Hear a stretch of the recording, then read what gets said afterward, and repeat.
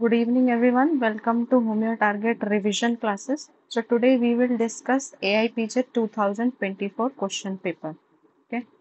So I will suggest all of you to be interactive. Otherwise, this session will become very boring for all of you. So first question is, who among the following was the first English translator of the fourth edition of Organon of Medicine? Who among the following was the first English translator? तो यहाँ पे 2-3 things you have Charles to keep Darwin. in mind. पहले तो उन्होंने English translator पूछा है और ये भी देखना है कि कौन सी एडिशन का पूछा है. तो read the question at least 2 times and very carefully. And even if you know the answer, you have to read all the 4 options very carefully. Otherwise जल्दी जल्दी में गलत हो जाता है. तो these are easy questions. अगर गलती नहीं करनी है तो पहले क्वेश्चन को 2 बार पढ़ना है और सारे ऑप्शन पढ़ने हैं. कभी कभी लगेगा ऑप्शन देख के ही हमको आ गया आंसर, लेकिन हमें चारों ऑप्शंस फिर भी you have to read all the 4 options. So anyone, answer क्या होगा इसका? You ma'am can fourth. Type in the Charles. Chest. Yes, very good. Charles H. Devrient is the correct answer. Very good.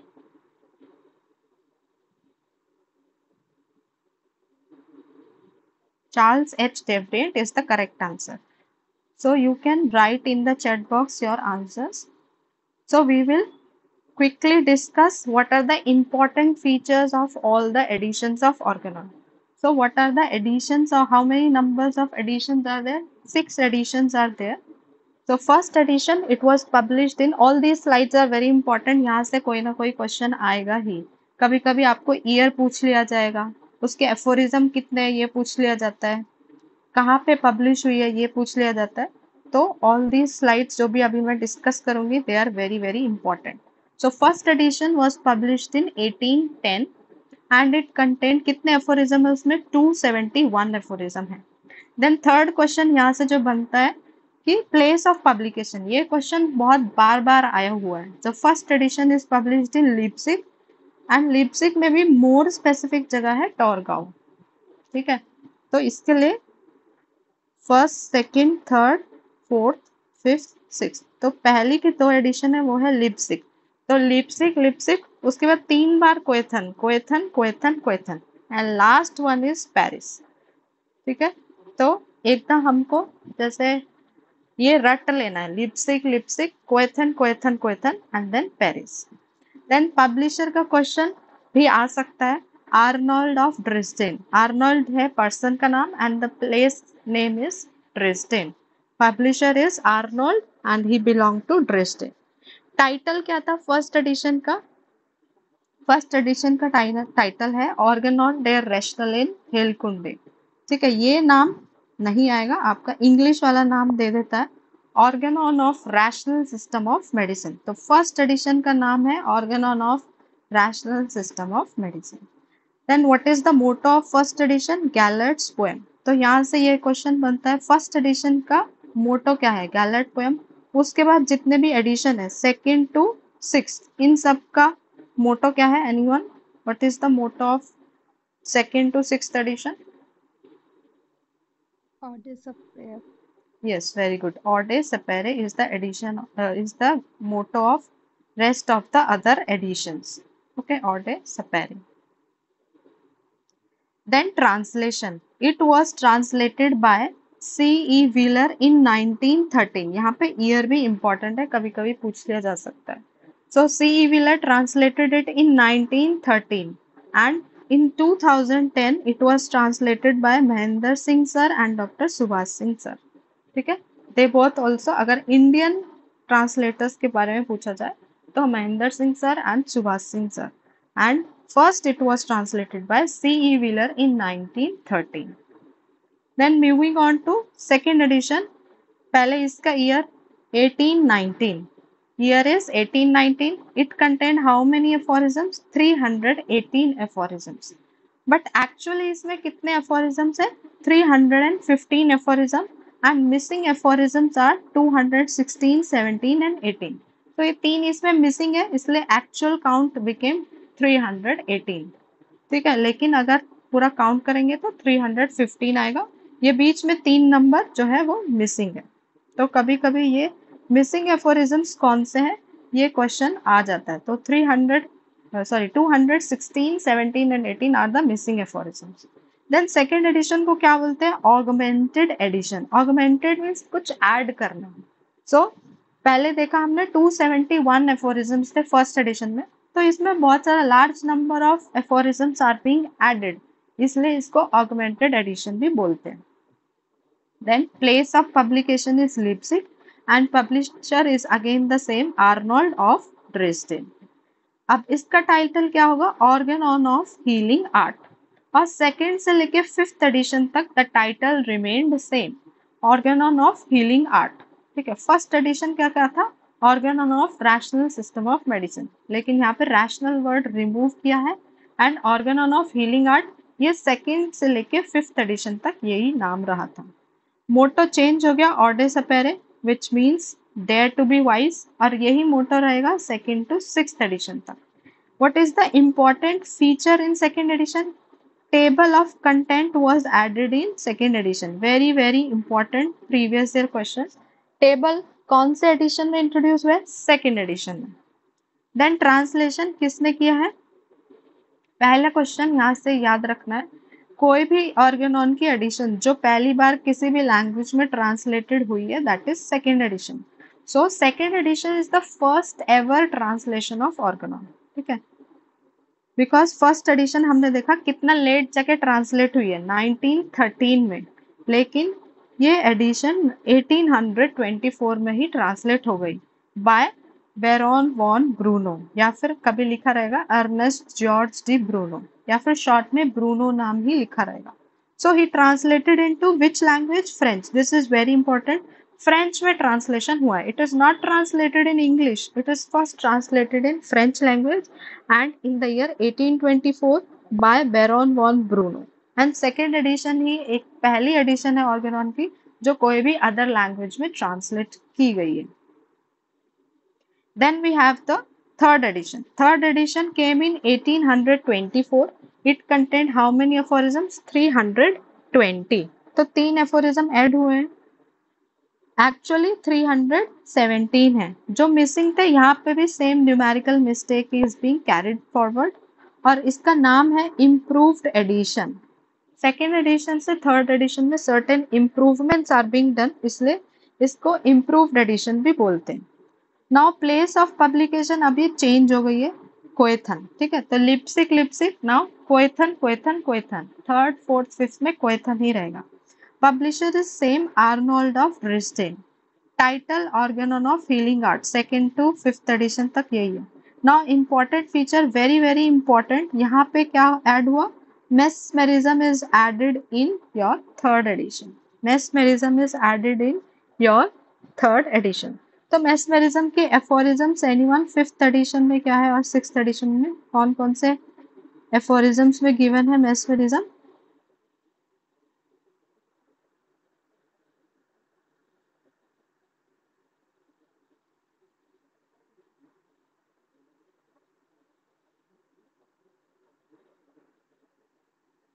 What are the aphorisms of mesmerism?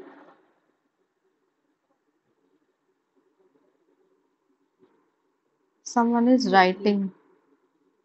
Yes, Dr. Anand. Very good. Fifth edition 293 and 294, and sixth edition is 288 and 289. Okay, this is again important question, you have to remember. Then translation, इसका भी again it was translated into French by Baron von Bruno and it is never being translated into English। ठीक है, third edition का कभी भी English में translation नहीं हुआ है। Then fourth edition, it came in 1829 and it contained 292 aphorisms। Place of publication is Quethan, publisher is same, Arnold, name is again same, title is Organon of Healing Art and it is known as augmented and improved edition। यहाँ पे एक चीजें add भी हुई है और improvement भी हुआ है, so fourth edition is known as augmented and improved edition। What are the important features? यहाँ से क्वेश्चन आता है। Introduction is added in fourth edition, theory of chronic disease is added in fourth edition, Modus operandi is added in fourth edition, and aphorism 5 also first time came in the fourth edition. तो fourth edition में काफी सारे additions हुए. Introduction, chronic theory of chronic disease, modus operandi and aphorism number 5. तो fourth edition है तो चार चीजें add हुई है, ये याद रखना. Then translation इसका किस किस ने क्या है? First ever translation of Organon in English. English में जो पहली बार कोई भी एडिशन ट्रांसलेट हुई है दैट इज फोर्थ एडिशन. और किसने ट्रांसलेट किया? Charles H Devrient. Charles H Devrient was the person who first translated fourth edition into English. और इसके पहले कोई भी एडिशन इंग्लिश में अभी तक ट्रांसलेट नहीं हुई है. तो अगर पूछेंगे ऐसे कौन सा एडिशन है जो पहली बार इंग्लिश में ट्रांसलेट हुआ है, तो answer will be fourth edition. Now Herring also translated fourth edition in 1836 and published it 3 times. But ये क्यों इतना पॉपुलर नहीं हुई? Because he did not translated the whole edition. उन्होंने क्या किया, चार्ल्स जेवरिएंट का सारा ट्रांसलेशन ले लिया और उसमें से थोड़ा थोड़ा कुछ little bit improvements he did. So that why it could not gain popularity. Herring का ट्रांसलेशन उतना पॉपुलर नहीं हुआ जितना चार्ल्स एच डेवरिएंट का हुआ. Now fifth edition it came in 1833 और इसमें कितने एफोरिज्म है? 294. 294 ये तो गलत होना ही नहीं चाहिए बिकॉज फिफ्थ और सिक्स का हमें सबसे ज्यादा याद रखना. 294 है फिफ्थ में, 291 है सिक्स्थ में. Place again it remain same, Koethen. Publisher is Arnold and he belonged to Dresden. Title remains same, Organon of Healing Art. Organon of Healing Art. Now it was the last edition published during lifetime of Master Henneman. Because उसके बाद उनकी death हो गई थी, so उनके lifetime में last edition जो publish हुए that is fifth edition. Now fifth edition में क्या क्या इंपॉर्टेंट फीचर्स ऐड हुए हैं? That is theory of vital force, theory of drug dynamization और डॉक्ट्रिन ऑफ ड्रग डायनामाइजेशन और थ्योरी ऑफ पोटेंटाइजेशन. कुछ भी क्वेश्चन में लिखा हो सकता है. And isopathy was first time introduced in fifth edition. तो फिफ्थ एडिशन में तीन चीज हमें इंपॉर्टेंट याद रखनी है, theory of vital force, doctrine of drug dynamization and isopathy. Now if we talk of the translation, so it was translated by R.E. Dudgeon in 1849 and he revised it in 1893. तो दो बार किसी ने अगर fifth edition को translate किया है then that is R.E. Dudgeon. He translated fifth edition twice, first in 1849 and second time in 1893. Herring also translated in 1869. C.E. Wesselhoft he translated in 1876. Bernard Finke he translated in 1889. C.A. Baldwin he translated in 1925. And इनकी translation में क्या था, कुछ fifth edition का था और कुछ part sixth addition का था. Then Finke and Vandenberg they also translated fifth edition but their work was not published. तो किसका जो है ट्रांसलेशन पब्लिश नहीं हुआ? फिंके एंड वेंडनबर्ग. और किसने दो बार ट्रांसलेट किया? R.E. Dudgeon, first in 1849 and second in 1893. ये दो पॉइंट याद रखने हैं. क्या इंपॉर्टेंट फीचर्स है वो याद रखने हैं, और एफोरिज्म नंबर और year. Now sixth addition came in 1921 and it is known as posthumous edition. Why posthumous? Because it was published after the death of Master Henneman. That is why it is known as posthumous edition. And it is also known as Darup treasure. Darup is the name of the place from where sixth edition was procured. Sixth edition जहाँ पे मिली थी उस जगह का नाम है दारूप, इसलिए sixth addition को दारूप ट्रेजर भी बोलते हैं. नाउ नंबर ऑफ एफोरिज्म इसमें कितने हैं? 291 एफोरिज्म. प्लेस ऑफ पब्लिकेशन यहाँ पे चेंज हो गई है, Paris. And it was published by two persons. 1921 में इसको जर्मन में पब्लिश किया रिचर्ड हेल ने, एंड 1922 में it is published in English by William boric. ठीक है, सिक्स्थ एडिशन जो है दो लैंग्वेज में ट्रांसलेट हुई है. 1921 in German by Richard Haehl and 1922 in English by William Boeck. Then title यहाँ पे चेंज हो गया Organon of Medicine. ठीक है, Organon of Medicine. Now important features क्या क्या है यहाँ पे, very important, 50 millesimal potency is added in 6th edition, और 50 मिलीसिमल को हेनेमन ने क्या बोला है, renewed dynamization. Introduction by James Krauss to Boericke's edition यहाँ पे आया, रिचर्ड हेल की एडिशन में जेम्स क्रॉस का इंट्रोडक्शन नहीं है, it is in Boericke's translation, and vital principle came in the 6th edition. ठीक है, 5th एडिशन में क्या था, 50 vital, millisievert potency, Raynaud vital principle, introduction by James Coase. यस, वाइटल प्रिंसिपल 5th एडिशन में क्या था, दैट वाज वाइटल, Force. यस, Vital force. Now it is change to vital principle. तो ये छोटा सा माइनर डिफरेंस है, minute difference that you have to keep in your mind. Force लिखा रहेगा तो 5th एडिशन आंसर हो जाएगा, और प्रिंसिपल लिखा रहेगा तो इट विल बी 6th। तो जल्दीबाजी नहीं करनी है, ये सब इजी क्वेश्चन है, गलत हो जाते हैं, इसलिए I have already told you 4 option हमें पढ़ने हैं। नाउ ट्रांसलेशन बोरिक ने किया है 1922 में, लेकिन इन्होंने क्या किया, he did not translated the whole manuscript, he only translated the changes from 5th edition to 6th edition। जो भी changes थे सिर्फ उन्होंने, he worked smartly खेला है, सिर्फ 6th edition में जो changes है only those changes he translated।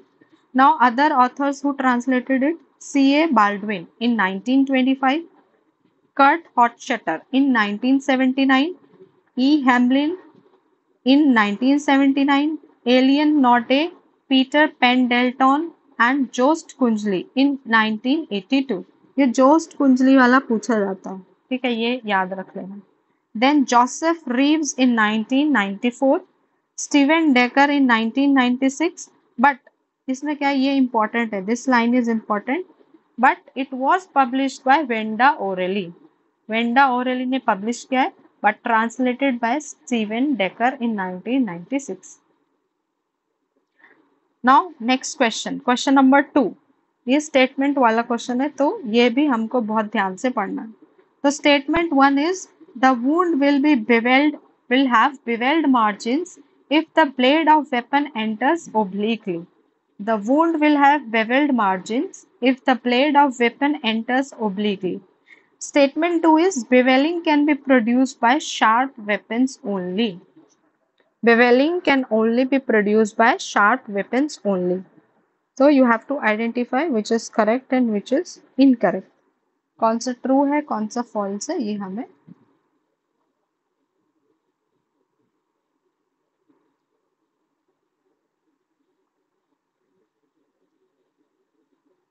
okay, 1, both statement 1 and 2 are true। Okay, anyone else, someone says 2, both are false। Okay,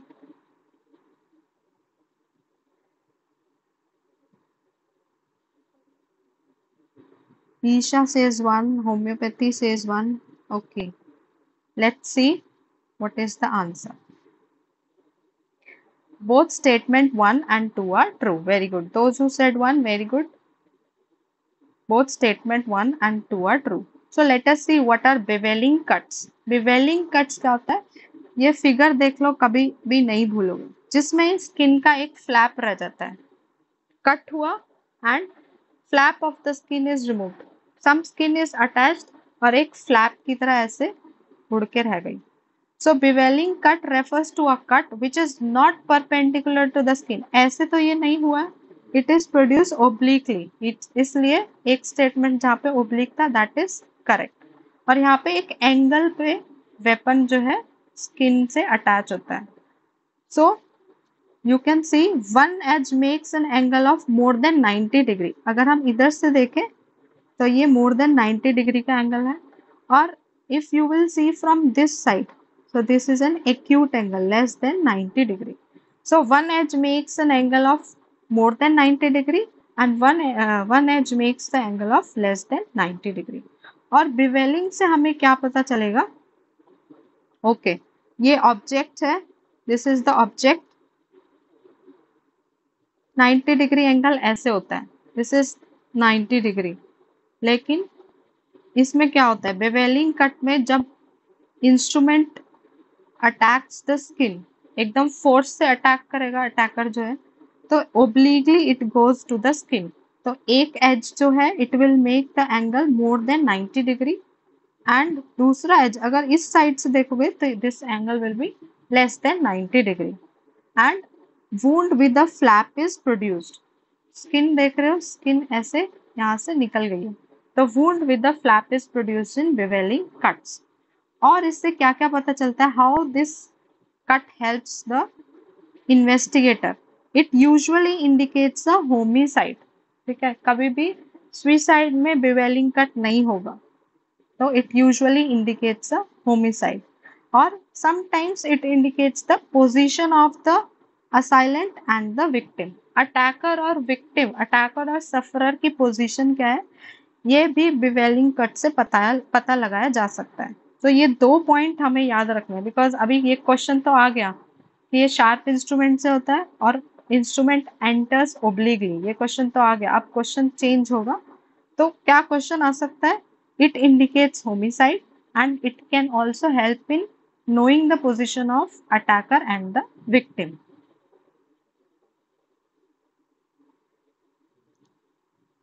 Now next question is, in prescription directions to the patient are given under which section।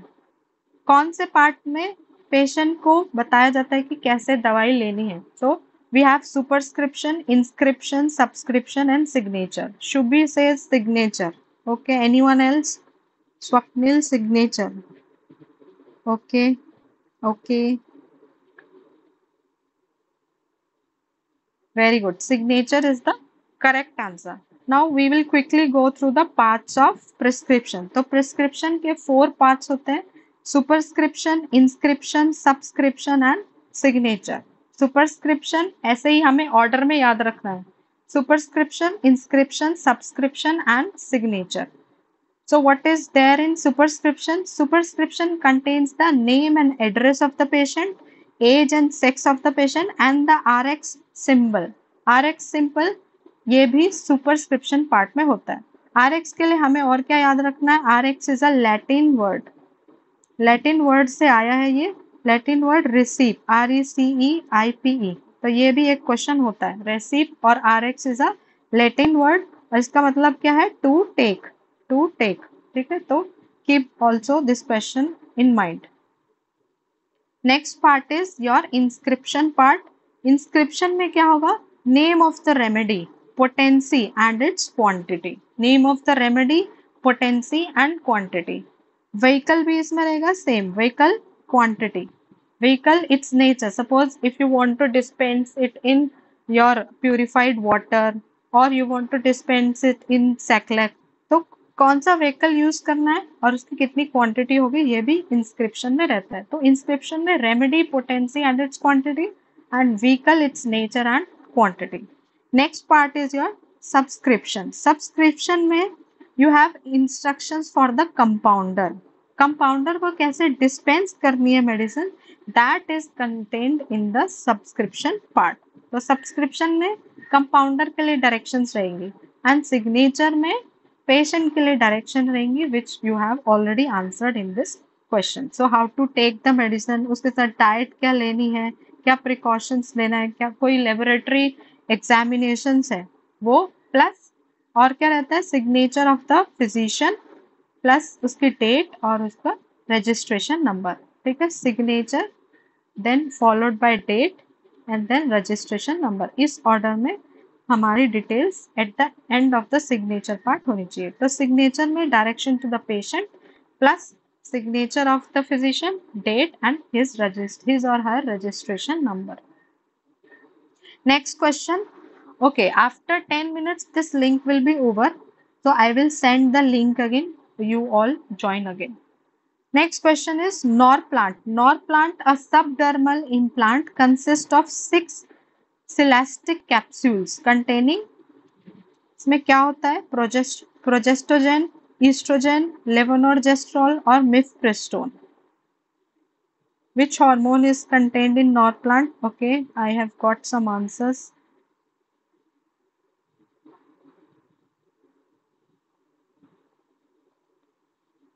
Okay, very good. Levonorgestrel is the correct answer. Levonorgestrel is the correct answer. So, Norplant comes under which category of contraception? We have spacing methods and terminal methods. Terminal में you know mail fertilisation और female fertilisation के लिए and करने के लिए we have male के लिए we have vasectomy and for females we have tubectomy in spacing methods we have barrier methods like your condoms, then IUDs we have copper T's, hormonal में आएगा आपका OCPs and these subdermal plants. तो Norplant जो है hormonal type of contraceptives में आता है and emergency contraception में we have POP progesterone only pill. Okay, hormonal we have oral pills and depot formulations. Oral में हमारी कंबाइंड पिल्स होती है जिसमें ईस्ट्रोजन प्रोजेस्टेरॉन दोनों होगा. POP progesterone only pill, post coital pill, once a month pill and male pill. Depot formulations में we have your injectables and implants.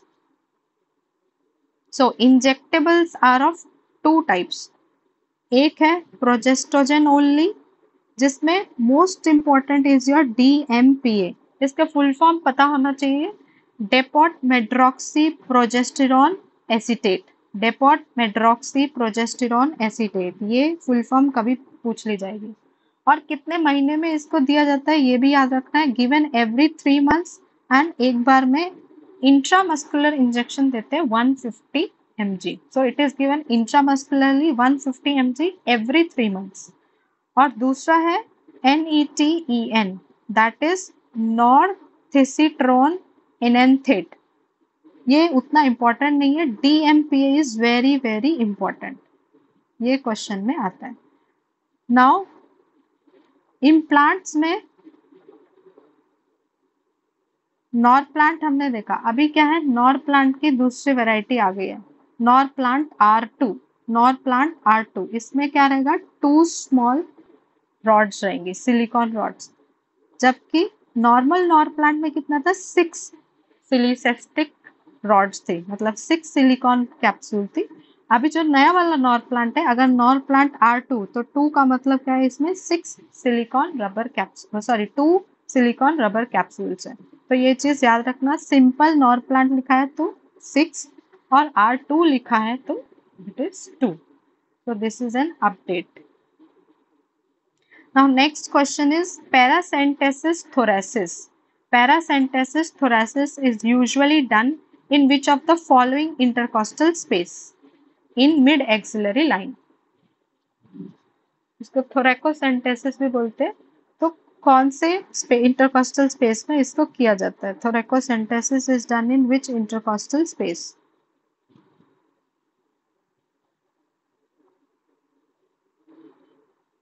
Okay, I've got some answers.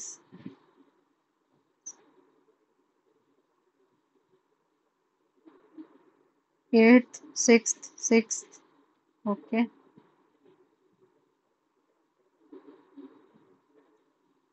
Okay, correct answer is 8th intercostal space. So thoracocentesis, what is thoracocentesis?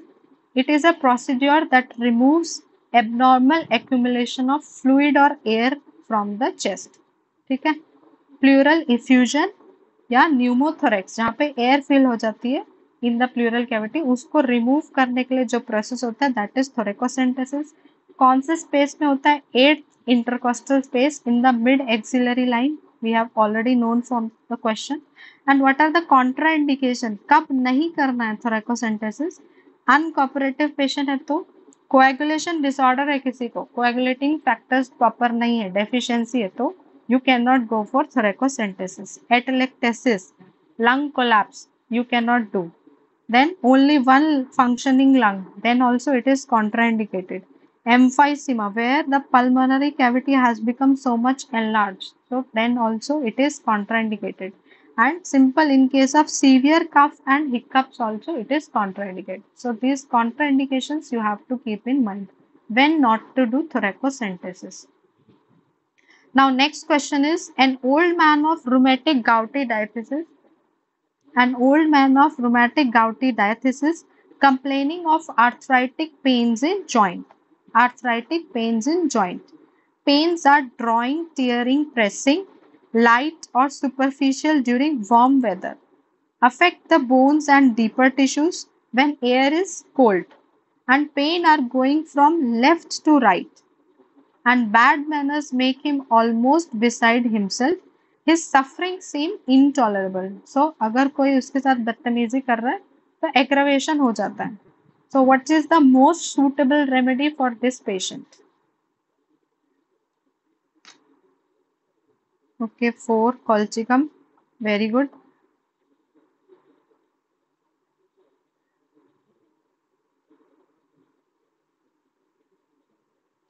Very good. Colchicum autumnale is the correct answer. Colchicum autumnale is the correct answer.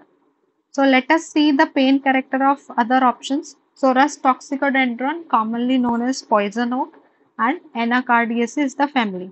So common name और family का questions भी frequently आते ही हैं, हर साल आता ही है कभी ना कोई, या तो match the following में आ जाएगा, या फिर individually आ जाएगा, या फिर all of the following belong to Anacardiaceae except.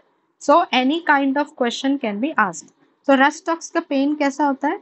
Affects the fibrous tissue, especially the right side more than left. लेकिन क्वेश्चन में क्या था? Pain are going from left to right, तो रस्ट टॉक्स तो नहीं होगा. It is mainly affecting the right side.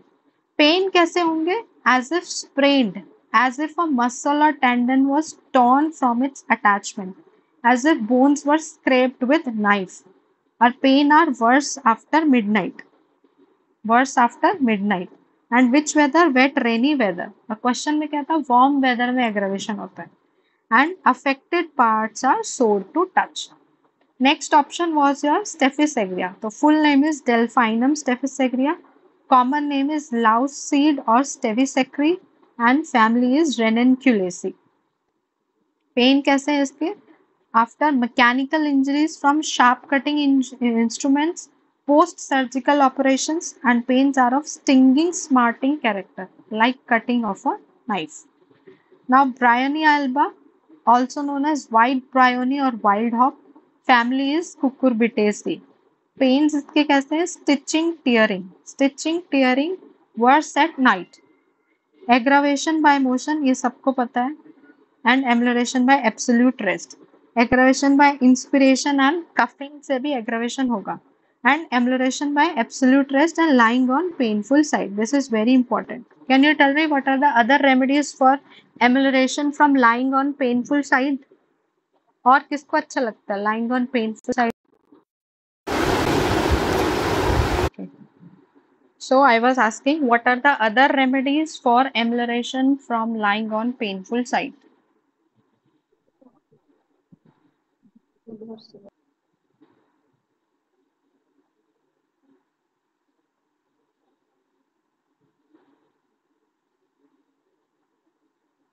Okay, amelioration from lying on painful side is pulsatilla, then Tilia europea. Tilia europea. In the bracket of pulsatilla, you can, Bryonia, it is written. And then we have Calcarea carb also. Calcarea carb. In the Calcarea carb section, you can easily find this symptom. Okay, next question is you have to match. तो ये जो disease condition है किस as group में ज्यादा है? Less than 10 years में कौन सा होगा? टीनेज में कौन सी डिजीज होती है? Reproductive age and more than 60 years. These are basically your carcinomas. ठीक है, तो ये कौन सा कैंसर कौन से एज ग्रुप में होता है? This we have to match.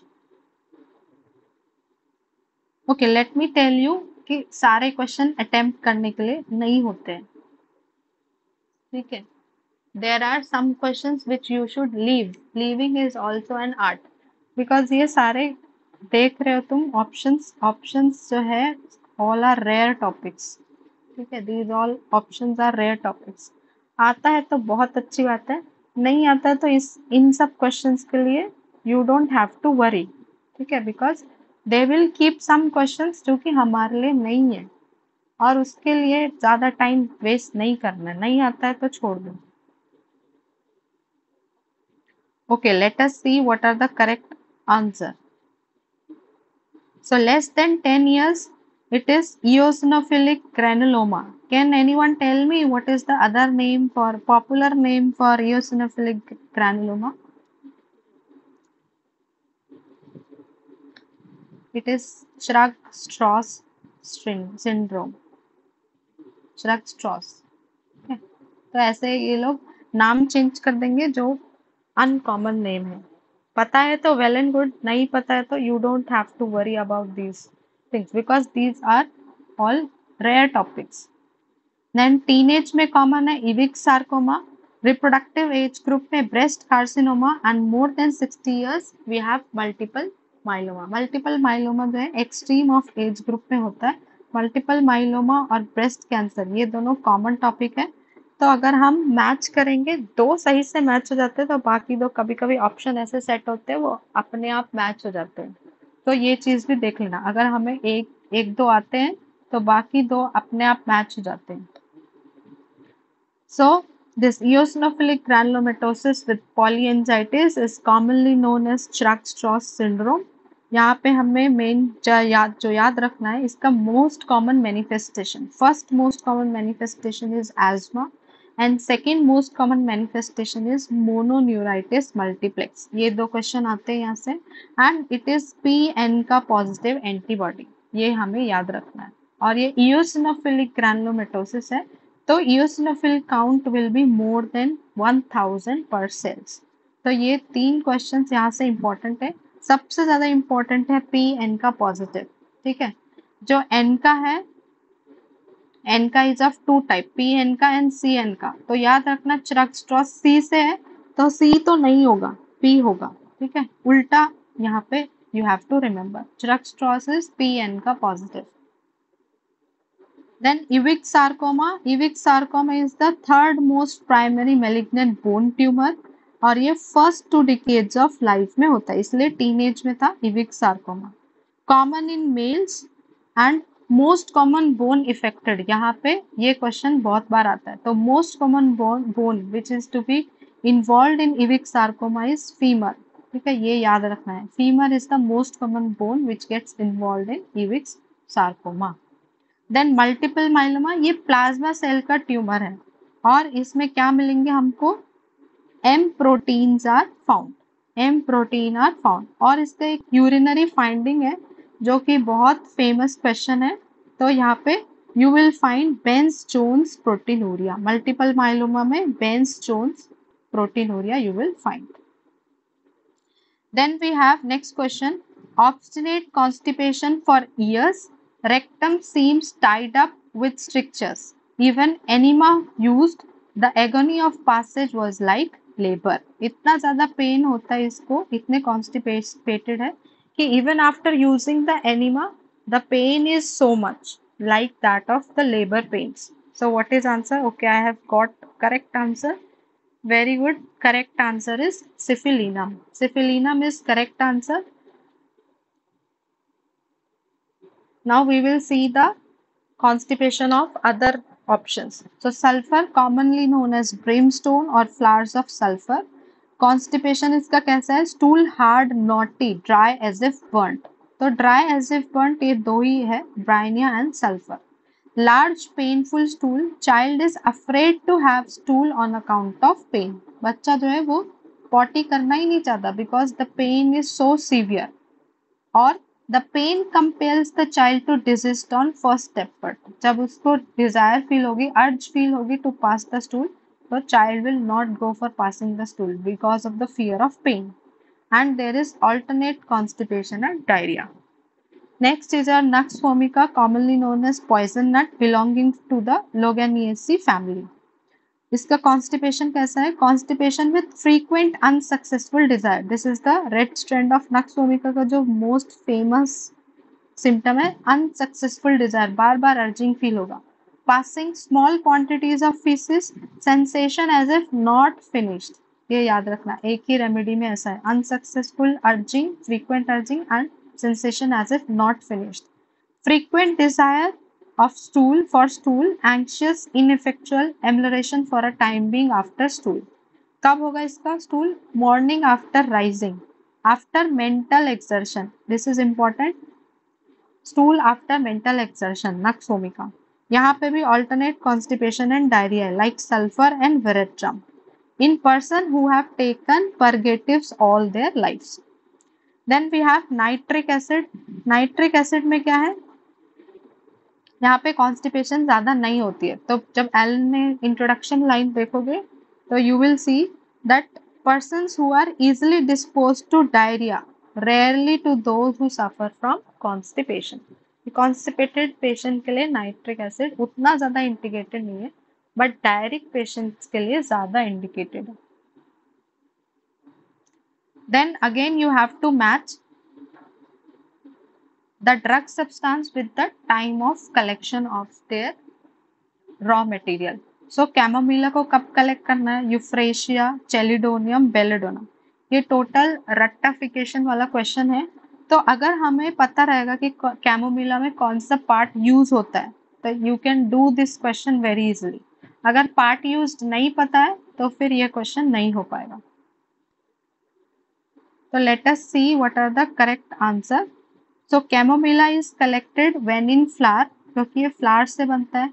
Euphrasia second year growth. Chelidonium it is collected before flowering and belladonna is collected beginning of flowering. ठीक है, तो इसके लिए इस क्वेश्चन के लिए हमें पार्ट यूज वाली जो लिस्ट है सक्सेस में जो दी है that you have to by heart, then only you can attempt this question, otherwise leave this question, नहीं तो negative marks. So whole plant when you have to collect in the flowering season when it is partly in flowering condition and partly in bud. Then अगर कोई root से बनता है plant, so if it is an annual plant then it is collected in autumn. If it is a biennial plant then it is collected in spring of second year. Perennial plant है तो in the second or third year before the development of woody fiber. ठीक है, तो annual ए से autumn, biennials in spring, perennials in second and third year before development of woody fibre. Now stem you have to collect after the development of leaves. So stem के बाद क्या develop होती है? स्टेम के बाद leaves होती है, तो स्टेम को तभी हम कलेक्ट करेंगे जब लीफ डेवलप हो गई है. ठीक है, then leaves before, during and early part of flowering time. अगर कोई प्लांट कोई ड्रग हमारा लीव्स से बनता है तो then you have to collect the leaves before, during and in early part of flowering time. Leaves of biennial plant की leaves को कब कलेक्ट करना है? In the spring of second year. In the spring of second year. Young shoots को spring में collect करना है. Herbs को when they are fully developed. Herbs should be collected when they are fully developed. Twigs present year growth only. एक साल में grow हुआ उसी साल में कलेक्ट कर लिया. You don't have to wait for the next year. Next year collect करेंगे ये नहीं वेट करना है, जिस साल डेवलप हो उसी साल कलेक्ट कर लो. Flower partly in bud and partly in blossom. Next is fruit when they are fully ripe. Fruit को कब कलेक्ट करना है? फुल्ली जब वो मेच्योर हो जाए तब. सीड्स सक्कुलेंट फ्रूट सीड्स, मतलब फ्लैशी जो फ्रूट्स है उसी के सीड्स लेने हैं. बेरीज को कब यूज करना है? व्हेन दे आर फ्रेश, जैसे साइजीजियम जेम्बुलेनम हो गया, तो जामुन को व्हेन दे आर फ्रेश उसी स्टेट में लेना है. देन अगर उसको स्टोर करना है तो ड्राई करना पड़ेगा. Then bulbs when they are fully mature, जैसे हमारा ऑनियन हो गया, एलियम सेपा या एलियम सटाइवा, तो as soon as they mature then you have to collect the bulbs. Then wood, कोई wood से plant बनता है तो in the early spring or late in autumn. In the early spring or late in autumn before the juice are not exhausted. wood का जो juice है that should not get exhausted. bark, दो type के bark है, resinous bark and non resinous bark. resinous bark को early spring में ये question आता है, अर्ली स्प्रिंग में कलेक्ट करना है, एंड नॉन रेजिनस को लेट ऑटम में. एंड नार्कोटिक प्लांट को कब कलेक्ट करना है? when in bloom or just before or when in bloom. ठीक है, blooming or just before blooming. Narcotic should be collected blooming or just before blooming. ये narcotic वाला एक बार किसी स्टेट के पीएससी में ये क्वेश्चन आया हुआ है. Next question is one-sided diseases are. One side. This is easy question. इसको I am hoping that no one will make mistake. Diseases which affect one side of the body, diseases which belong to class of acute individual disease, and diseases with few perceptible symptoms. And last option is less amenable to cure. So what is the correct answer? कौन कौन सा इसमें सही है?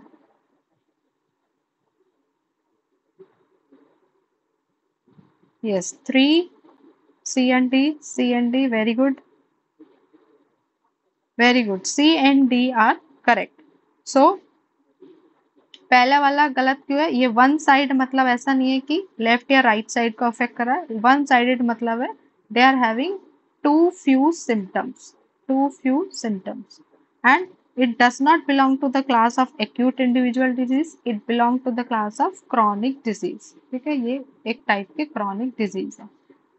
So quickly let us go to the classification of one sided disease. So 172 से 230 तक है one sided disease. पहला categorisation of one sided disease 172 and 172 से 174 में है. There it is being categorise like internal one sided disease and external one sided disease. ये 172 से 174 के बीच में. Then one sided internal disease, इसका डिस्क्रिप्शन मिलेगा 175 to 184. This is very very important, इसमें से कुछ भी आ सकता है. Then one sided external disease 185 to 203. Chronic disease है हमारा 209 से 204 to 209. And one sided mental disease या फिर जिसको मेंटल एंड इमोशनल डिजीज भी बोलते हैं that is being discussed in 210 to 230. So collectively ये सब वन साइडेड है, उसका अलग अलग classification. So this is very very important. So what is one-sided disease? One-sided disease are chronic in nature and soric in origin. तो दोनों ही हमको point याद रखना है. Chronic है and soric है. And they present with only one or two prominent symptom, and these one or two prominent symptom they mask all other symptoms. ये एक या दो सिम्टम इतना ज्यादा prominent होंगे जो बाकी symptoms को कवर करके रखेंगे, इसलिए इसको one-sided disease बोलते हैं. And they are less amenable to cure. This we have seen in the option. Next question is which of the following rubrics are given in generalities section in Kent repertory? Kent repertory में कौन कौन से यहाँ पे generalities section में है rubrics? Bed sores, thrombosis, apoplexy, constipation amelioration, diarrhea in aged people. कौन कौन सा हमें generalities में मिलेगा?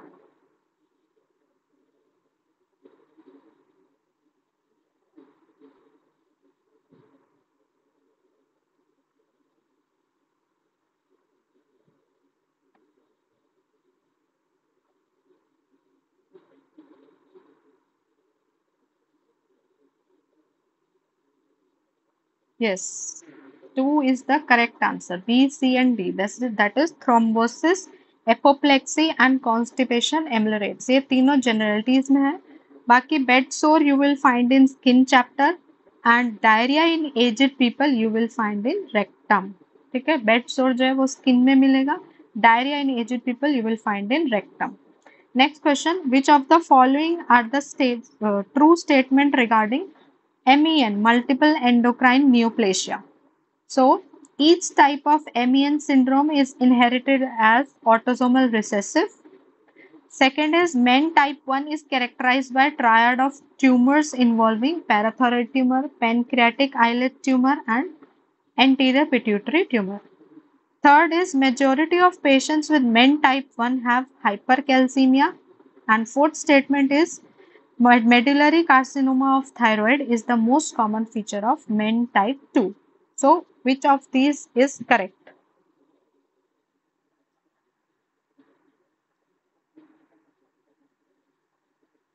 Okay, I have got some answers.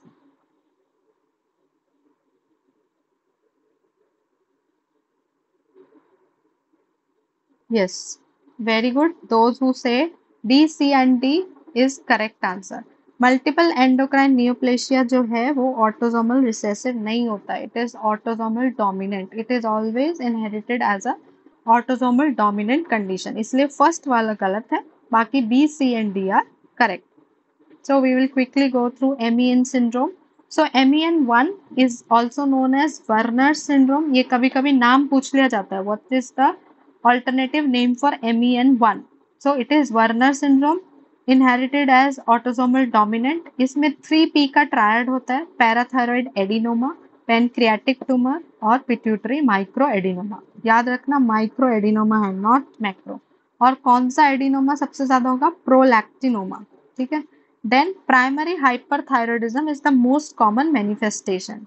तो हाइपरथायरॉयडिज्म है तो कैल्शियम लेवल ज्यादा होंगे, इसलिए एक ऑप्शन जो था हाइपर कैल्सीमिया वाला दैट इज ऑल्सो करेक्ट, क्योंकि यहाँ पे क्या है, हाइपर पैराथायरॉयडिज्म है, तो पैराथॉर्मोन ज्यादा होगा तो वो कैल्शियम को बढ़ाएगा, बोन से कैल्शियम को निकाल के ब्लड में डाल देगा, इसलिए there will be hypercalcaemia. Most common pituitary tumor in men1 is prolactinoma. Already I have said. Then men2A. Men2 में दो है, A and B. 2A is known as Sippel syndrome. Autosomal dominant है ये भी. यहाँ पे जो option था medullary carcinoma of thyroid is the important feature of men2.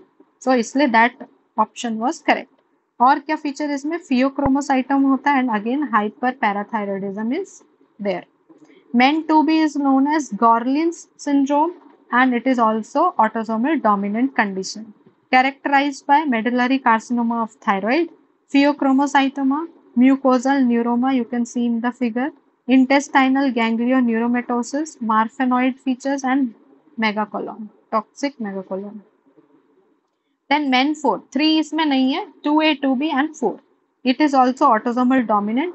और यहाँ पे एक जीन होती है that is CDKN1B, that is cyclin dependent inhibitor gene which is located on chromosome number 12.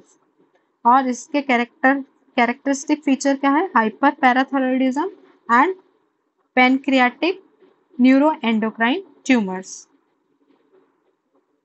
Next question is, in Boningasan Therapeutic Pocketbook, in BTPB, rubric death apparent is given in which chapter? Death apparent is given in which chapter? Options are sensations, aggravation, chest and fever.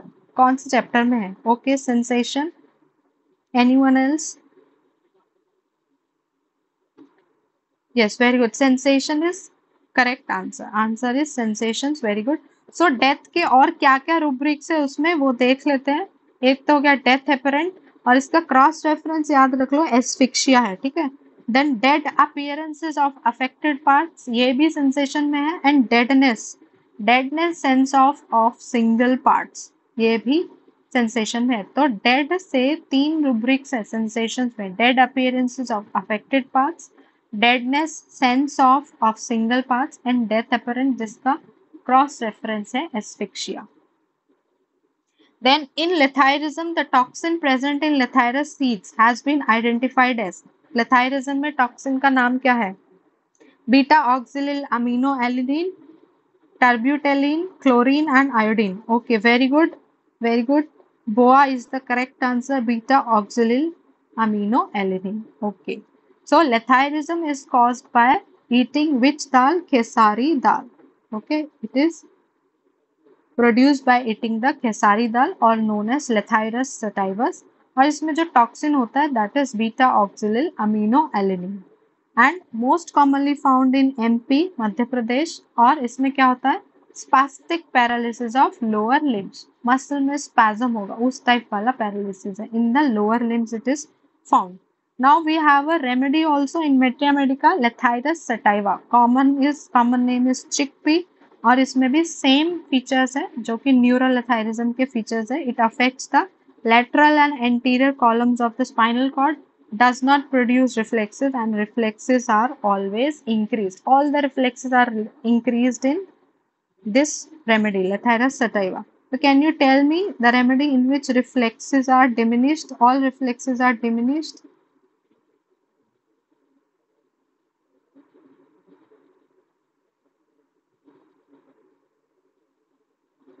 सारे reflexes कम हो जाते हैं, that is कुरारे.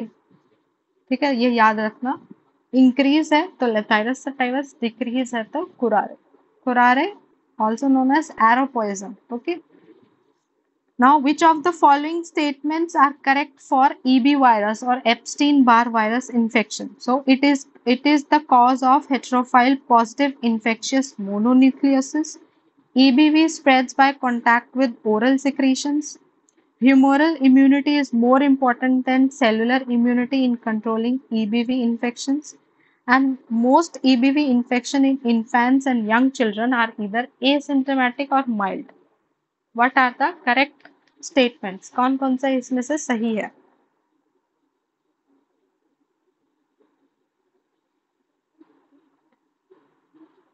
Okay, Nikhil says 3, A, B and B. Anyone else?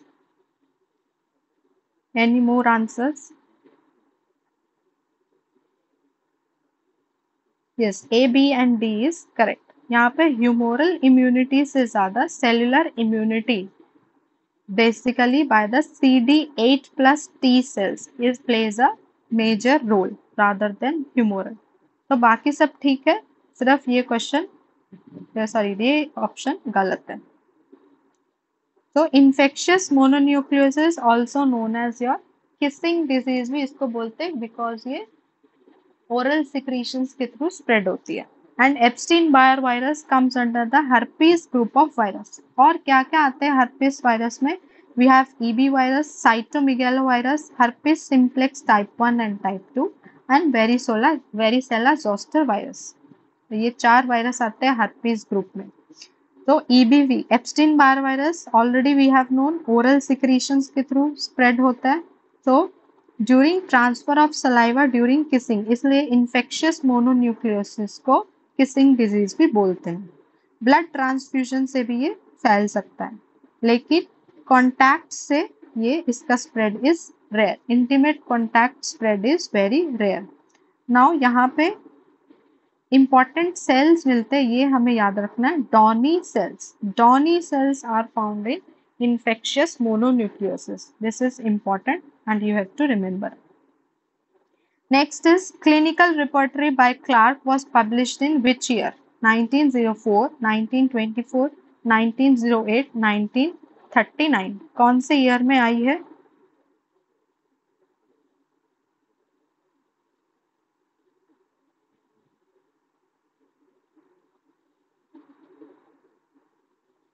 Yes, very good. Those who are saying one, they are correct. 1904. In 1904, this repertory was introduced. So, याद रखना है, it is a alphabetical repertory. Clark repertory is a alphabetical repertory. ये question हो सकता है. Number of remedies are 1101 remedies and there is no grade. तो ये 3 important चीज we have to remember for this repertory. Next question is the rubric convulsions with consciousness. Convulsions with consciousness is mentioned in which of the following chapter of BTPB? Options are external head, aggravations, internal head and sensations. Okay, I have got some answers. D. Very good. Sensation is the correct answer. Convulsion with consciousness. Okay. यहाँ से next question क्या होगा? ये rubric convulsions के under नहीं है. ठीक है, कन्वल्शंस में ये रूब्रिक है ही नहीं. तो ये कहाँ मिलेगा? When you will go in convulsions, उसके सिमिलर रूब्रिक्स हमें दिए हुए, कन्वल्सिव मूवमेंट्स एंड एपिलेप्सी. तो जब हम एपिलेप्सी में जाएंगे then you will find epilepsy consciousness with, epilepsy convulsions with. ठीक है, तो ये याद रखना, एपिलेप्सी विद अनकॉन्शियसनेस. ठीक है, अगर कभी रूब्रिक पूछ लिया जाएगा तो एपिलेप्सी के अंडर है ये, with consciousness and without consciousness. Hysterical epilepsy भी दिया हुआ है, पीरियोडिकल एपिलेप्सी भी दिया हुआ है. तो इसमें सिंगल रेमेडी है पीरियोडिकल में वाइबर्नम एंड इधर विस्कम एल्बम. हिस्टेरिकल एपिलेप्सी में विस्कम एल्बम. तो कभी कभी रेयरली ये क्वेश्चन भी आ सकता है. ऐसा 1-2 क्वेश्चन तो होंगे जो नहीं आएंगे, तो उसके लिए टेंशन वाली बात नहीं है, लेकिन आसान क्वेश्चन सबको आना चाहिए. नाउ कन्वल्शंस में क्या सब रूब्रिक्स है? Convulsions after haemorrhage, convulsions with और after sleeplessness, convulsions during sleep or continues during sleep or cease during sleep. Drinking aggravate and during menstruation, जिसमें कोलोफाइलम और ग्लोनोइन है। तो ये सब सब sensations में, all are found in sensations. Next question is statement 1. First edition of Organon was published in Coethon. Second statement is Henneman's article on Asclepius in Balance and Medical Observer are regarded as the precursor of first edition of Organon. तो ये question हम starting class के starting में ही discuss कर चुके हैं.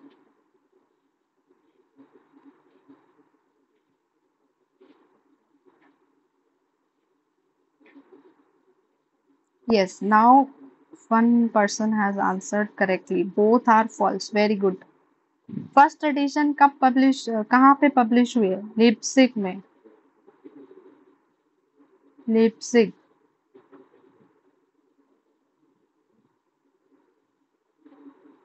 यहाँ पे कोएथन लिखा हुआ है. And what are the precursor of Organon? Medicine of experience, medicine of experience and your essay on new principles, essay on new principles. ये दो जो है these are the precursors of Organon of medicine. तो ये दोनों ही statement गलत है.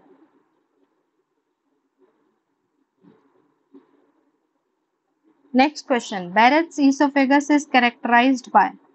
कौन से टाइप का मेटाप्लेशिया होता है? Metaplasia means change of one type of epithelium into other type of epithelium. So Barrett's oesophagus में क्या मिलता है? Squamous metaplasia, columnar metaplasia, mesenchymal metaplasia और atypical hyperplasia. Very good. Answer 2 is correct. Option 2 is correct. Columnar metaplasia is the correct answer. यहाँ पे squamous epithelium जो है वो कलमनर एपिथेलियम में चेंज हो जाती है. सो that is why the answer is columnar metaplasia. So what is Barrett's esophagus? It is the metaplastic change of distal esophageal mucosa. एकदम end of the esophagus में जहाँ पे squamous epithelium होनी चाहिए थी, that is getting changed into columnar epithelium. तो ये याद रखना है कौन से पार्ट में होती है? distal esophagus में. एंड क्या हो रहा है चेंज? Squamous to columnar. तो जिसमें चेंज होगा वही metaplasia, columnar metaplasia. Then it possess a risk factor for adenocarcinoma. अगर किसी को Barrett's esophagus है तो they are at a high chance of getting adenocarcinoma of esophagus. It can be produced as a consequence of severe reflux disease. Gastroesophageal reflux disease के बाद Barrett's esophagus होने के chances हैं. It is more common in man rather than female. Males में ज़्यादा होता है. What is the gold standard? ये question आता है. एंडोस्कोपिक बायोप्सी करनी है and it is commonly found associated with sliding type of hernia. ठीक है. These all points are important regarding Barrett's esophagus. Now next question is place the given stages of phagocytosis in the correct order of occurrence. Body में जब कोई भी foreign body जाएगी तो the process that is happening is phagocytosis and you have to arrange the steps of phagocytosis in their order. कौन सा पहले होता है कौन सा बाद में? So first is formation of phagolysosome, adherence to microbe, destruction of microbe, ingestion to form of phagosome and last is chemotactic attraction of phagocyte. Okay, people are saying 2, EBDAC. Okay, let us see what is the correct answer. Okay, chemotactic attraction of phagocyte होगा सबसे पहले. This is totally और remembrance question. अगर हमें आता है फेगोसाइटिस का process तभी ये क्वेश्चन होगा. So first is chemotactic attraction of phagocyte. You can see the pathogen is moving towards the cell. हमारे बॉडी में फेगोसाइटोसिस कौन करता है? मैक्रोफेज. तो it is going towards the macrophage. It is getting attracted through the release of certain chemicals. Then adherence of microbe, attach हो गया जाके. Then form ingestion to form of phagosome. इसको ingest कर लिया अंदर और ये क्या बन गया? Phagosome. Then formation of phagolysosome. इस पे लाइसोसोम अपने एंजाइम रिलीज करेगा. Then it will phagosome will be converted into phagolysosome and then there will be steps which will cause the destruction of phagolysosome. You can see the waste material is thrown out of the cell. So this is the whole process of phagocytosis. Next question, match the following. Easy है, मैटेरिया का question है। Elon के question तो गलत ही नहीं करना है। So tall, thin, irritable persons suffering from abuse of mercury, old people, weak vision, corpulent, tired of life. Next is adapted to light complexion, blondes, great emaciation of face, hands, legs, and feet or single parts. And last is your aconite of chronic disease. So what will be the answers?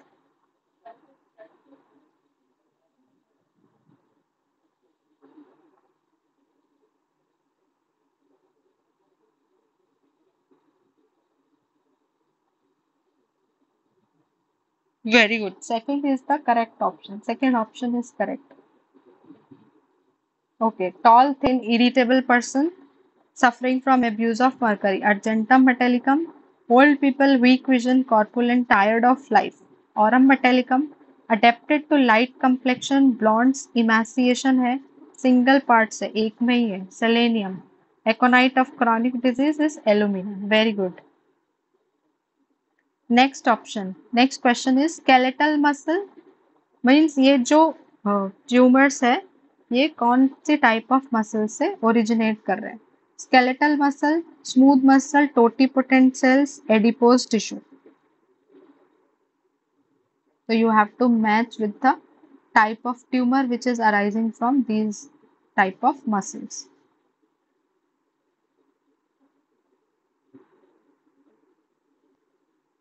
Okay, let us see. From skeletal muscle, we have rhabdomyoma. From smooth muscles, we have leiomyoma. Totipotent cells is teratoma and adipose tissue lipoma. This is easy question. बस यहाँ पे एक थोड़ा सा additional information. Totipotent cells क्या होते हैं? Totipotent cells are those cells which have a potential to give rise to any type of cell. ऐसे cells जो किसी भी टाइप ऑफ सेल्स को ओरिजिनेट कर सकते हैं. तो ऐसा सेल हमारी बॉडी में कौन सा है? जाइगोट. ठीक है, by the union of sperm and ovum जो बनता है सेल दैट इज जाइगोट. और उसमें ये प्रॉपर्टी होती है टोटिपोटेंसी की कि वो किसी भी टाइप ऑफ सेल को ओरिजिनेट कर सकता है. इसीलिए हमारे cell system, then organ and then organ system is formed. Next question, statement question. Mesenteric cyst. Mesenteric cyst ये बहुत ही रेयर टॉपिक है, तो नहीं आएगा तो निराश होने की कोई बात नहीं है. मेसेंट्रिक सिस्ट कोई बहुत टॉपिक नहीं है कि बार बार पूछा जाता है. तो mesenteric cyst occur most commonly in children. Statement 2 is the most common presentation is a painful abdominal swelling near the umbilicus.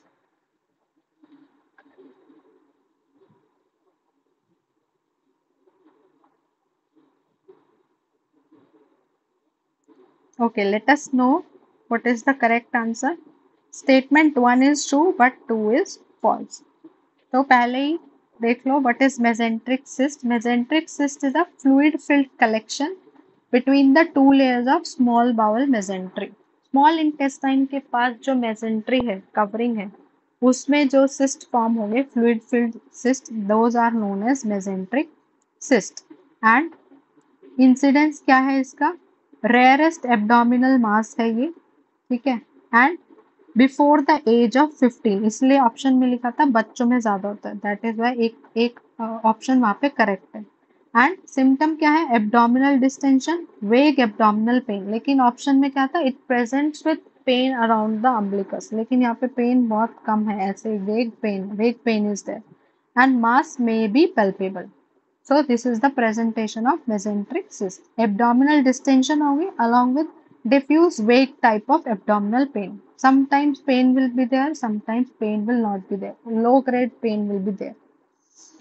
Then according to Henneman, which method of medicine administration was employed by mongrel sect? Mongrel sect में which mode is used?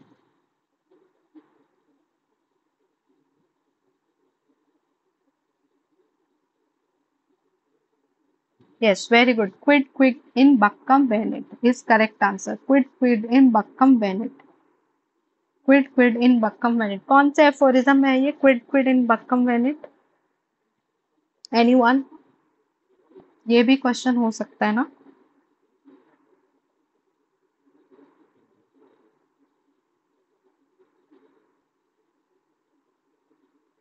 Very good 148 footnote but sixth addition ये भी add करना है.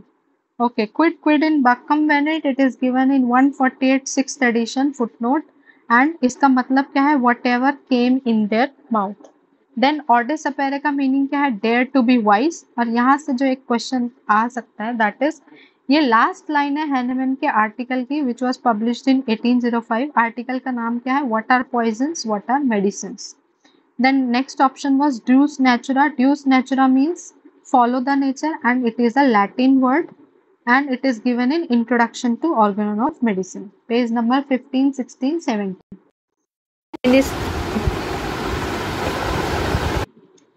So Deus Natura is a Latin word, ये याद रखना है.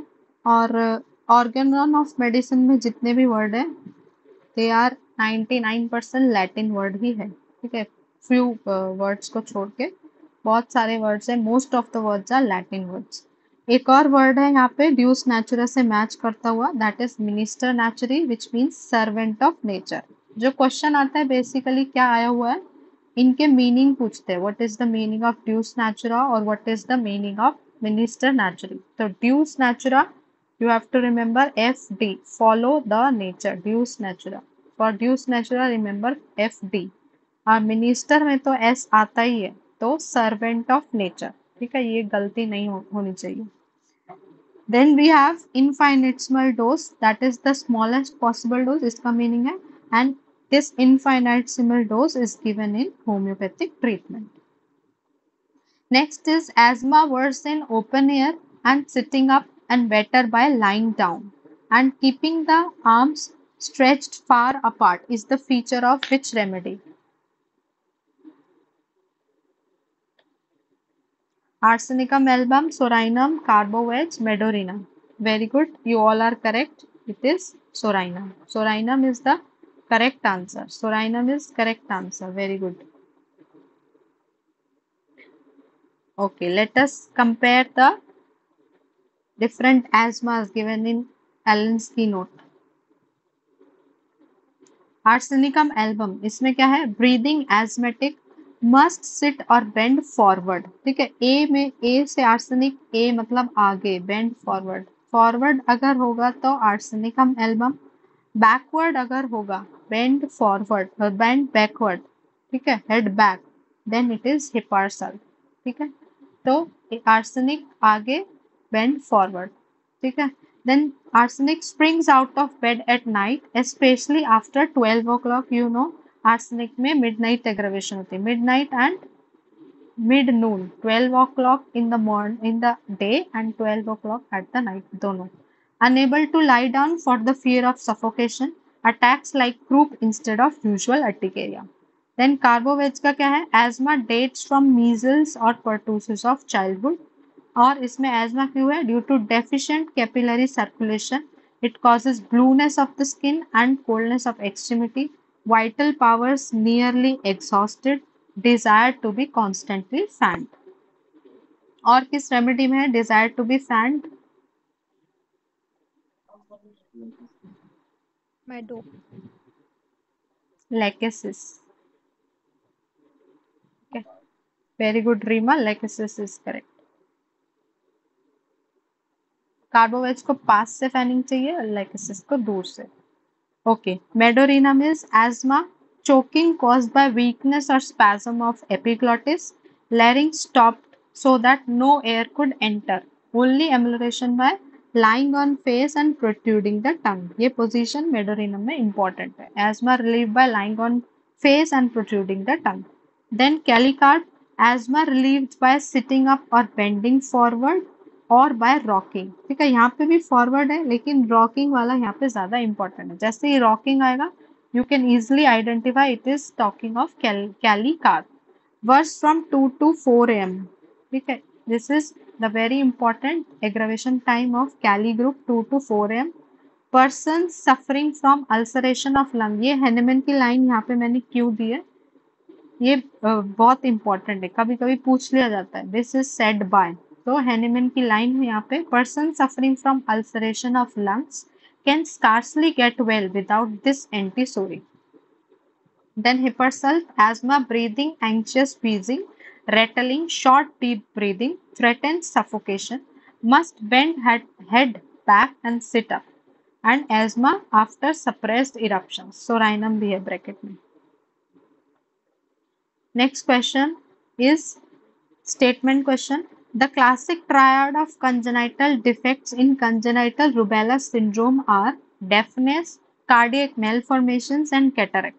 Statement 2 is the rubella vaccine should be given to every pregnant woman during early pregnancy. Okay, I have got one answer. A is correct, but B is wrong. Very good. It is correct answer. You are correct. Statement 1 is true, but statement 2 is false. Very good. Third option is correct answer. Statement 1 is true.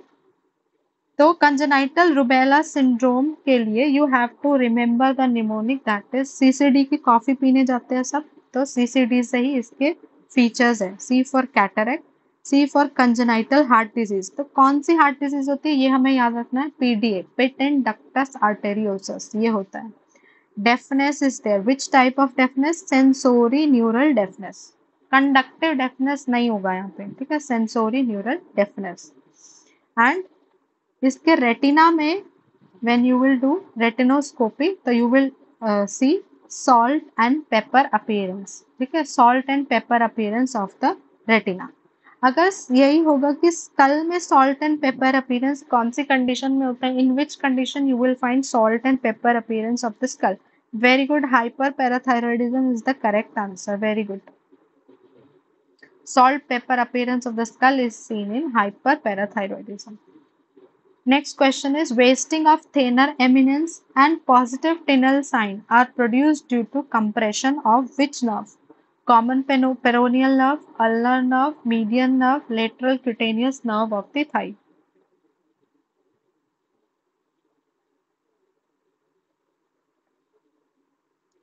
Okay, option 3 is correct. Very good. Median nerve is correct answer. Okay, median nerve. What is tinel sign? That you should know. जो भी damage या irritated nerve है, if you will tap along the course of that nerve, तो उस nerve में हमें sensation होगी, tingling sensation along the course of that nerve. तो दैट इज टिनल साइन. इसको कब यूज करते हैं? When after giving your treatment if you want to check whether the nerve is getting regenerated और not, तो हमें देखना है, तो Tinel sign is used. Then median nerve, इसके रूट वैल्यू, ये क्वेश्चन आता है C5 से लेके T1, C5, C6, C7, C8, T1. It is also known as laborer's nerve. Laborer's nerve. So M for median, M for मजदूर, ठीक है. तो मजदूर को इंग्लिश में क्या बोलते हैं? लेबर. तो laborer's nerve. It is also known as eye of the hand. And sensation कहाँ से ये कैरी करती है? Palmar aspect of lateral 3.5 fingers. Lateral 3.5. 1, 2, 3.5. इतने पार्ट को सेंसेशन प्रोवाइड करती है median nerve. Only palmar aspect, dorsum of the hand को नहीं, palm of the hand. And अगर इसमें इंजरी होगी तो it will cause your ape thumb deformity. It will cause, जो क्वेश्चन में था, wasting of thenar muscles. And it will also cause carpal tunnel syndrome अगर इसका कंप्रेशन हो जाता है इन द रिस्ट, ठीक है. रिस्ट में अगर median nerve is compressed then it will cause carpal tunnel syndrome. Then we have to compare ulnar nerve, median nerve and radial nerve. These are the three basic nerves of your hand. ulnar nerve का root value है C7, C8, T1. बाकी median nerve और radial nerve का C5 से लेके T1. ulnar nerve is known as musician's nerve. Median nerve is known as labourer's nerve और eye of the hand. Radial nerve का ऐसे कुछ नाम नहीं है, but you have to remember it is the largest branch of brachial plexus. Largest branch of brachial plexus is radial nerve.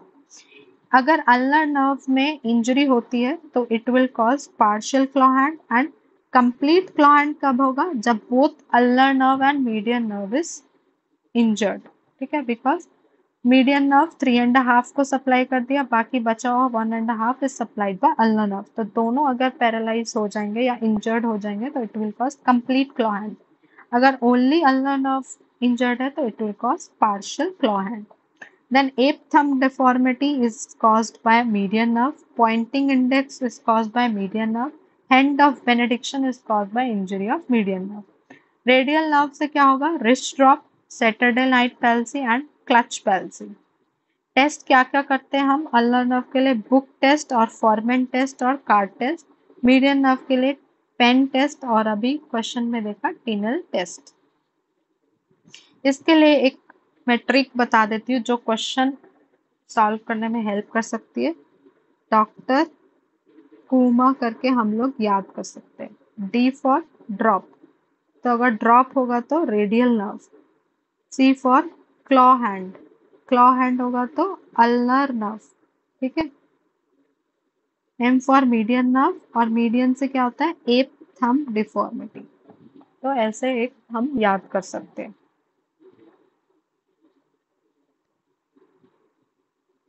Okay, next question is which of the following are true? The site of olfactory transduction are the olfactory hair। ये question both anatomy और physiology को मिला के बहुत deep question है, नहीं आएगा तो कोई निराश होने वाली बात नहीं है। Then olfactory bulbs transmit impulses to the temporal lobe of cerebral cortex। Third is the axon of olfactory receptors pass through the olfactory foramina in the cribriform plate of ethmoid bone। Fourth is the olfactory nerves are bundles of axons that terminate in the olfactory tracts। And fifth is within the olfactory bulbs, the first order neurons synapse with the second order neurons। तो पूरा जो हमारा olfaction pathway है उसको लेके ये question है। अगर ये हमने पढ़ा रहेगा तो this question will be solved, otherwise it is difficult to solve these type of questions। So I will straightforward move towards the answer। इसमें A, C और E correct है। The site of olfactory transduction are olfactory hair, जहाँ से main हमारी olfaction sensation जा रही है, that is olfactory hairs के थ्रू जो हमारी nasal cavity में present है। Then the axons of olfactory receptors pass through the olfactory foramina in the cribriform plate of ethmoid bone। Nose पे कौन सी bone होती है? ethmoid bone। तो this is also correct। And within the olfactory bulb जो first order neuron है, मतलब जो brain से आ रहा है, that is first order neuron।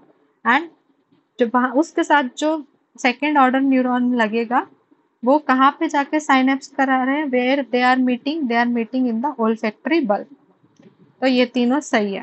अब सेकंड और फोर्थ वाली स्टेटमेंट क्यों गलत है? The olfactory bulb which is the first brain processing center for smell signals send information to the pyriform cortex, amygdala and hippocampus। लेकिन क्वेश्चन में क्या है? वो इंफॉर्मेशन कहाँ पे लेके जाता है? Temporal lobe of cerebral cortex. No, they are giving all the information to the hippocampus, amygdala and pyriform cortex, not to the cerebral cortex। And D वाला क्यों गलत है? कि जो olfactory nerve है it is terminating in the olfactory tract। No, ये कहाँ पे टर्मिनेट कर रही है? It is getting terminated in the olfactory bulb। ठीक है, that is why B and D are wrong. Next question, we have to match the following. So Murphy sign कहाँ पे मिलता है? रोवसिग साइन, ये बहुत इजी क्वेश्चन है। Iliopsoas sign, Grey Turner and Cullen sign. ठीक है, ये कॉमन टॉपिक वाला क्वेश्चन है तो ये गलत नहीं होना चाहिए। मर्फी साइन कहाँ पे मिलता है? Rovsing sign, iliopsoas, Grey Turner and your Cullen sign.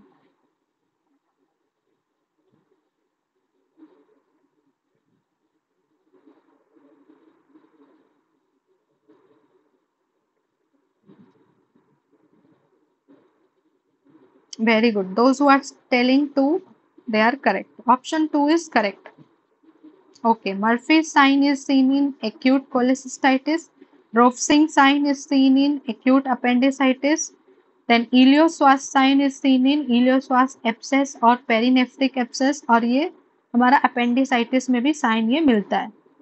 लेकिन हमने इसमें appendicitis क्यों मैच नहीं किया? क्योंकि रोवसिक साइन भी एक ऑप्शन है which is more specific for acute appendicitis. ठीक है, उसके लिए ज्यादा सुटेबल रोवसिक साइन वाला ऑप्शन है, इसलिए रोवसिक साइन में हमने एक्यूट अपेंडिसाइटिस मैच किया।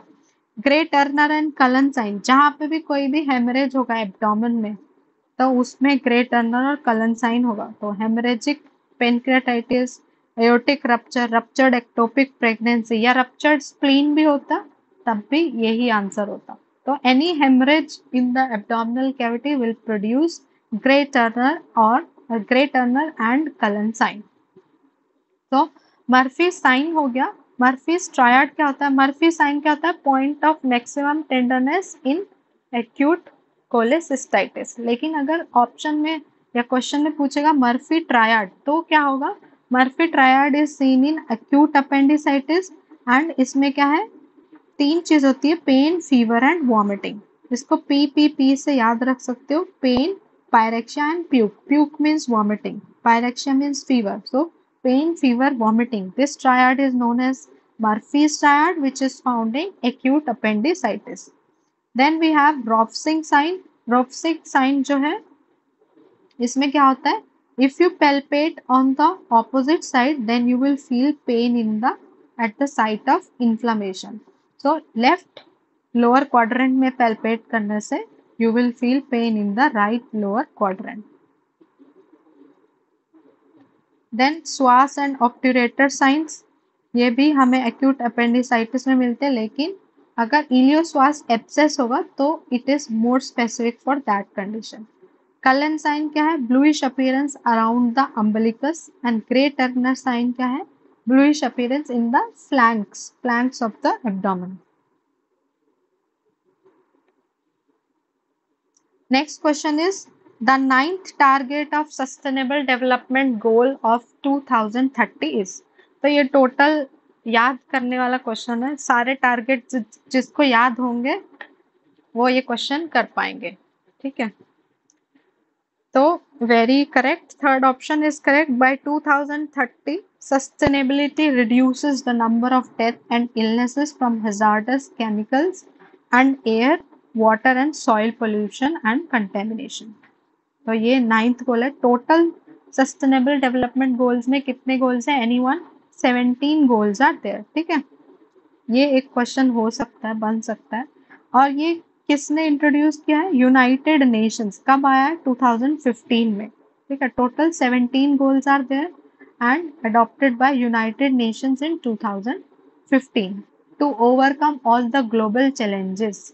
थ्रू आउट द वर्ल्ड क्या क्या चैलेंजेस है फॉर हेल्थ, उसको लेके ये सारे गोल्स अपनाए गए हैं by the United Nations. Okay, that's all for today. We will discuss the remaining questions in next class. Okay, Thank you, ma'am. welcome. Thank you, Thank you, everyone. madam. Thank you, ma'am. Okay, okay, all the best. Prepare hard.